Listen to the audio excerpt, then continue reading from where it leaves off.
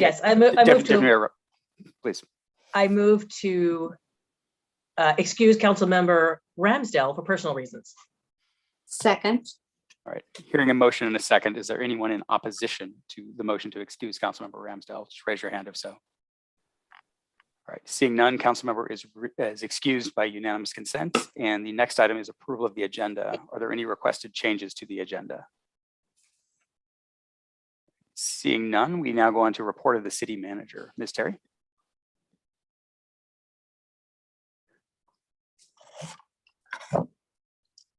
You, Mayor and Council.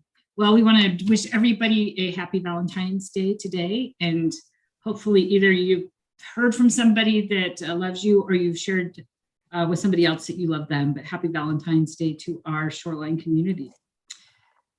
As we've continued to watch our COVID trends, we continue to see that the trend is moving in the correct direction. As of last Friday, the county was averaging just a little over 1,300 daily new cases with an average of 27 hospitalizations a day. So it's still at a high rate of transmission, but at least it has been nearly a 50% decreases in cases compared with the week before. We want to continue to have COVID transmission to decrease, and as such, everyone in our community can help make that happen by continuing to follow guidance from public health. And in particular, I know that the governor last week announced that he was repealing the mask mandate for large outdoor events on February 18th. So that is coming up later this week. He also indicated that he would have more details this week about timing for ending the indoor mask mandate. If people that are coming to City Hall or other city facilities are still required to wear face coverings when they're in those facilities. We believe that this is really helpful in continuing to prevent the transmission of COVID. In addition to that, we would encourage people to still take caution in indoor settings and to maximize indoor air quality with ventilation. And if you have symptoms, please get tested and then stay home and away from others. And most importantly, if you have not yet been vaccinated, we urge you to do so. And you can get more information on where you can get vaccinated and appointments at covidvaccinewa.org. And always on the city's website, there you can get more information about resources available. We had a great enthusiastic crowd celebrated Lunar New Year at the lion dance and kung fu performances held by Munka Brewing and Uplift Climbing on this last Saturday. Again, this event was sponsored by the Shore Lake Arts, and we are very grateful to them. And you'll still have time to see the lanterns and art on display at both of these businesses through tomorrow, which will be the end of the Lunar New Year. So we're wishing everyone happiness, health, and prosperity in the year of the tiger.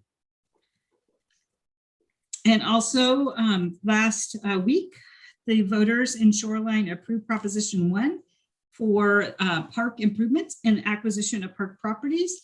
There was nearly 70% of voters approved the bond measure, and we are very grateful to the community for this support. There will be some significant projects taking place at a number of parks throughout the community, and we will continue to put more information out about the schedule as we get those timelines established. You can visit shorelinewa.gov/prop1 to learn more and to see the original design concepts for each of the park projects.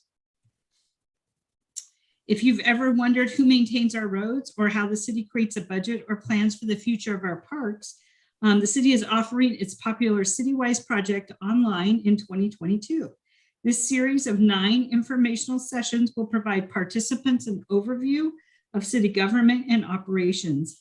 Citywise is free of charge and open to residents, employees, business owners, and students age 16 and older in Shoreline. Classes will be held virtually this year and are scheduled between March 1st and May 3rd.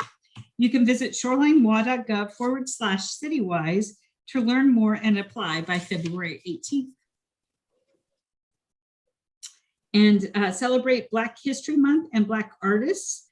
by visiting Spartan Recreation Center during the month of February for an exhibit of local art, history, and resources.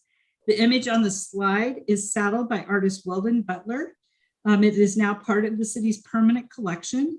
Weldon Butler is a local African-American printmaker and sculptor, a man of many talents and with an expansive career. His works are found in top collections throughout the region. Also, if you can have the opportunity to visit Black Coffee Northwest on Saturday, February 19th from 1:30 to 3 p.m. and on Saturday, February 26th from 12:30 to 2 p.m. for a celebration of Black joy in our community. There will be music provided by JHP Legacy, delicious cultural food, a traditional coffee ceremony, local art, and a fashion show. Black Coffee Northwest is located at 16743 Aurora Avenue North. And a public reminders, the Planning Commission will hold a virtual meeting on Thursday, February 17th at 7 p.m. The agenda is a transportation master plan update and discussing the auto level of service approach. Also, the Parks, Recreation, Cultural Services / Tree Board will hold a virtual meeting on Thursday, February 24th at 7 p.m. And in recognition of President's Day, City Hall will be closed on Monday, February 21st. Spartan Recreation Center will be open for their regular schedule, and there will be no city council meeting on Monday, February 21st because of the holiday. The next council meeting will be on Monday, February 28th. And that is the end of my report. Thank you, Ms. Terry. The next agenda item is council reports. Are there any council members with reports? Deputy Mayor Robertson. Thank you, Mayor. Yes, late last week, I had a meeting with the North King County Coalition on Homelessness. And to give a quick update on a few of the things we discussed, first of all, we got an update on capacity and residency at the Oaks. We learned that in the month of January, 6 individuals were moved on to permanent housing in January, which was a success story. They are still very much at capacity with a wait list that is 30 to 40 individuals long. We also spent some time discussing emergency housing vouchers, and these are vouchers that were allocated to King County as part of the American Rescue Plan Act. And most of the time was discussing the fact that even though we have these vouchers available in our region, we still don't have the housing available to be able to utilize them. So still a discrepancy there, something to continue working on. Additionally, we talked about some upcoming legislation, and as far as the King County Regional Housing Authority is concerned, which bills they're sort of supporting, watching, that sort of thing. So that's the quick update on the coalition on homelessness for North King County. Thank you, Deputy Mayor. Councilmember McConnell. Whoops, I actually muted myself. I met with the Domestic Violence Initiative for the first time this year. We meet about 5 times a year, and we also caucus around the time of the meetings as elected officials and a few staff members. I've been on this committee before, and I find that the progress with domestic violence is very slow, but since I've been an advocate of this for decades, starting in my early adulthood, we just have to keep plugging away, because this problem is growing, particularly around the pandemic, and the things that happen take months, years, if not decades to develop. And one of the problems is that all the jurisdictions for years have been doing their own thing, and it still seems to be a little bit of a problem, but we have a larger organization that tries to work as a region for laws and how to conduct these cases in the system. So one of the most recent things that I yeah, and again, because it's an introductory meeting and there's so many of us that are new, we got really the sort of the 101 of past history and everything. And I do remember that way back when I first belonged to it, I was surprised and saddened about the firearms in these households, that if there's a firearm in, I'm sorry, my phone keeps dinging. I don't know who's bothering me. They always know it's Monday night. Let me try to, I'll just put it further away. Anyway, the one big problem with these situations is that if there is a firearm in the house, it just increases the danger to the victims just astronomically, and it's not just personal safety and fear, but it's death. And so one of the progresses is to try to get these firearms out of the homes, but you very often have to have the victim's cooperation in saying that there is a firearm in the house. And the other thing that I found out this time around is that they are keeping track of strangulations in the region, and those incidences are predominantly domestic violence outcomes, or not outcomes, a product of domestic violence. So, which is pretty scary, but I guess a little bit of a red flag that if someone says, someone that you like says that something like that happened in their household, but they don't tell you why. We all as a community have to try to help these victims, because the network is really hard for them to find, and they're living in fear. There's a lot of things that go with the perpetrators that keep them locked up in these situations. And I tell you more about this because this really hits home to the quality of life of many of the people that who maybe aren't speaking up, but there's usually children involved and things like that. So even though this might not be as big a role as I played before, it actually is more emotionally involved and kind of pulls at my heartstrings. So I'll probably report only every other month on it, but I like to tell these sort of side stories because those are the more important things that as individuals we can try to help our community. Thank you very much. Thank you for your work on that difficult topic. Are there other council reports? All right, we'll have a couple notes. I went down to Olympia for the AWC's Mayor's Conference, which was interesting, but I also was fortunate to be able to testify in favor of the state spending bill, at least on the Senate side. And I have very good news from that front. Our staff, due to years of effort, have managed to get money into the Senate side of the budget, still has to pass the House, but into the Senate side of the budget that will go a significant ways toward funding the 148th Street non-motorized bridge. Current appropriation would be about $7 million. We need a total of $19 million, but staff has identified a variety of other sources. So we're not across the goal line. We're not even right up to the goal line, but we are much, much closer. And I want to really thank staff for their work on that. Second of all, Deputy Mayor Roberts and I and our respective families went to the Lantern Festival this last weekend, and it was really fun. And it was not only really fun, but it was so well attended. There is definitely a community need and a community readiness to be out and to be seeing each other and to be in the same spaces. It was, of course, fully masked. We were outdoors. But I definitely got a sense from Shoreline that we're ready to start being with each other again. And I'm hoping we can get that done soon. So a great event. We're now on to public comments. Ms. Similchek-Smith, I understand there's one person signed up. Yes, this evening, Jackie Curley is signed up.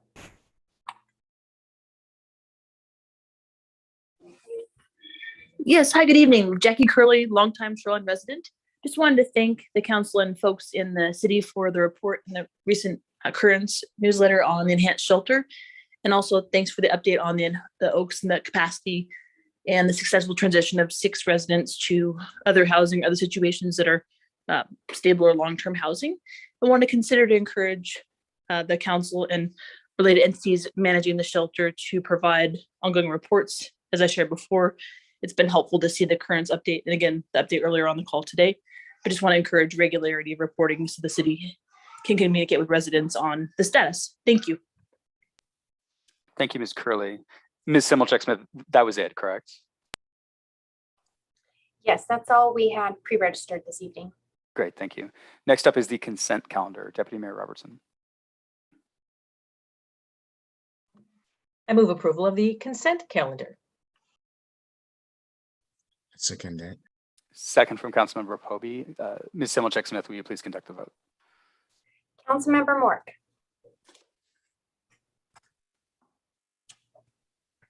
Hi. Councilmember McConnell, Aye. Mayor Scully, Aye. Councilmember Roberts, Aye. Deputy Mayor Robertson, Aye.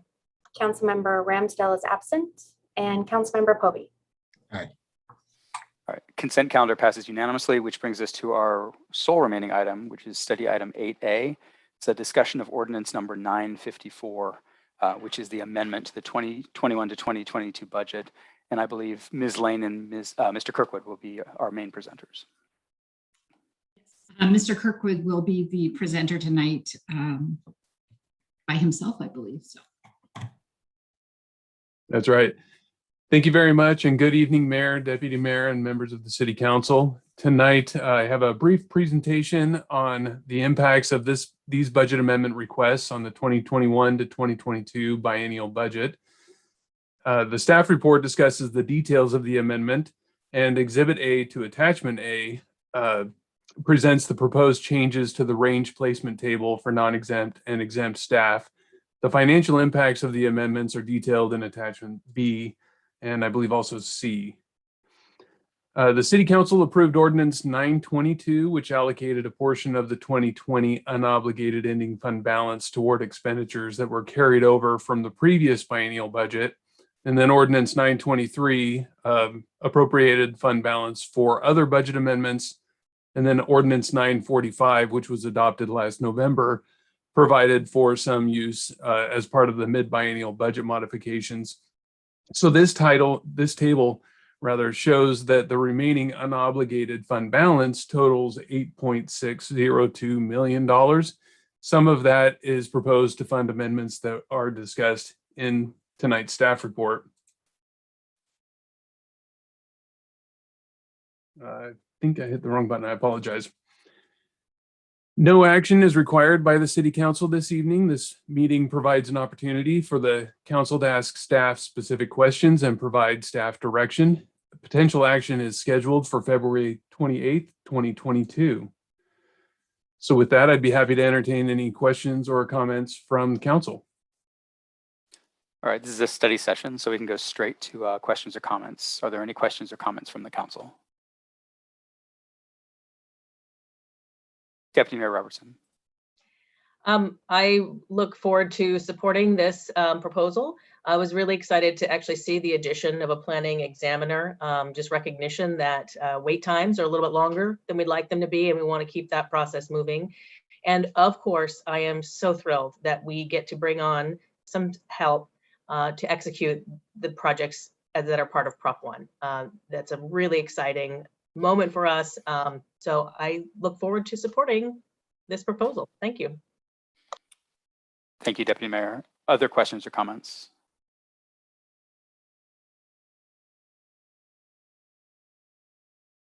All right, seeing none, and I'll give you another sec to pop hands up, but you know, these processes always seem to go very fast by the time we get to here, but this is the culmination of numerous meetings and opportunities for us to ask questions. So I always feel like at this meeting that it looks like we're rushing things through, but in truth, this is the culmination of a long process where we've had most of our questions answered.